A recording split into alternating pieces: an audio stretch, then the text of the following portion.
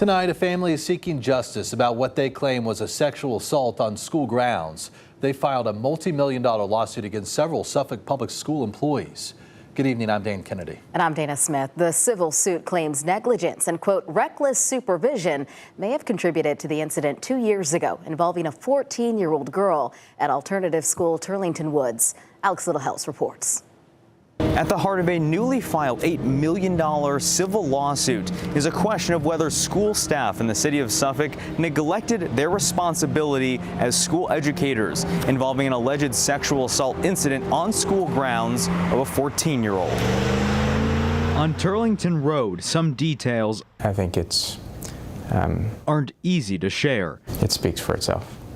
Tuesday, attorney Kevin Biniazin explained why Turlington Woods School is at the center of a multi-million-dollar civil lawsuit. It is picking a scab that will never fully heal. And every time you talk about it, you pick the scab again. 4 Suffolk public school employees, including the current principal at Turlington Woods, are named defendants in the case. The court filing contends a teacher at Turlington Woods leaves a classroom with at least 2 students unsupervised for 10 minutes in May of 2022. The lawsuit claims in those 10 minutes, one teenager, identified as an anonymous John Doe in the complaint, assaults and batters a 14-year-old girl in the classroom. Why is it that we weren't warned about these potential exposures? According to the complaint, that unidentified teenage John Doe has previously shown a, quote, history of sexually harassing and assaulting female students within the Suffolk public school system. And I think it's important that we don't